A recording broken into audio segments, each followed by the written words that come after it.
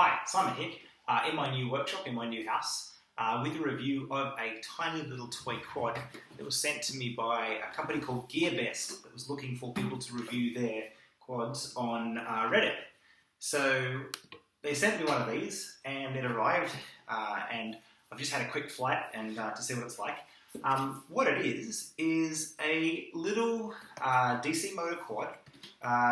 Very similar to the Hoopsan Q4 or the Blade Nano QX, but this is what most people start to fly on, right? We usually send people to the Hoopsan X4 because they're easier to get, but the Blade Nano is nice because it's got two things. It's got a better flight controller, so it's much smoother to fly, but it's also got these wall bumpers. I've got the Blade Nano QX frame, because I actually broke one, but you can see these little wall bumpers. They sort of keep you in the air for a little bit longer, and they protect the motors. They're quite useful. So when Gearbest asked me if I wanted to review this, I was like, cool, it could be a good option. If it flies as well as a Hoopsan X4, but it has the wall bumpers like the Blade Nano QX, then it will probably be a really great quadcopter to learn to fly on. The box is kind of hilarious. It's got lists all the functions, including rising, falling, forward and backward flight, turn left, turn right, 360-degree rolling, left side flying, right side flying, and hover. So they've pretty much covered it all there. In the box, you get the quad, you get one battery and 4 prop replacements, which is probably not going to last you very long, but I think it's got the same size motors and the same size motor axles as the Q4, so you can probably find replacement parts pretty easily. So this is the quad. It's tiny. It's sort of the smallest size quad you see, except maybe the little Hoopsan Q4, which is like obviously even smaller. The Q4 is a great fun to fly, but at that size, they have to turn the self-leveling so high that basically you touch the sticks and it's like nee, nee, so it doesn't really, you can't sweep it and fly like a normal quad. The Q4 has that problem as well. The Hoopsan X4 has that problem as well.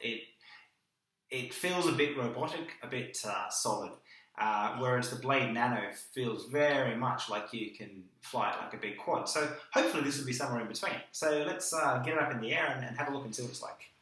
So unplug the little battery and pop it in the back here, like so. Ooh, okay. So it's made out of soft plastic, which is kind of nice. I think it'll probably be quite, it's quite bendy. I think it's probably going to be quite resilient to crashes, which is important when you're learning. Okay, so let's just pop it down here for a second. And let me see, where can I put it to take off from? How's that look? Okay, now I'll just plug it in, get some electricity.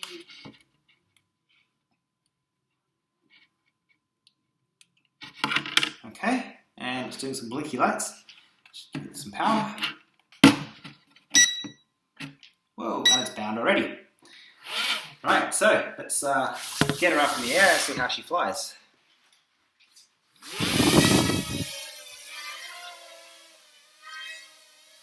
Ooh, okay, so it feels definitely smooth.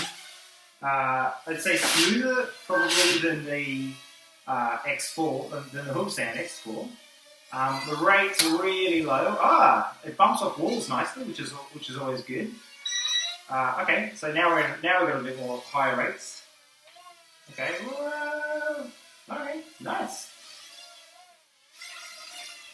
Yeah, that's a fun little quad to fly. Let's try the split function. Yeah, that's kind of cool.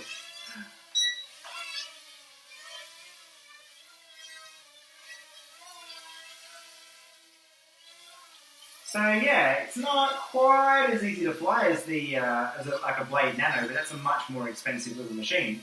But for learning, this is certainly going to be better than the Hoopsan X4 because you can bump it off the walls. Let me see, which wall can I bump it off?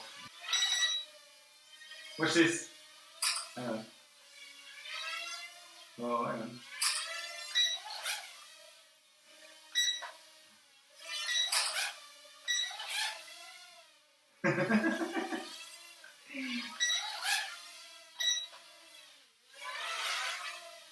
Cool, huh? Cute. Oh, you can bump off the walls too. I like it.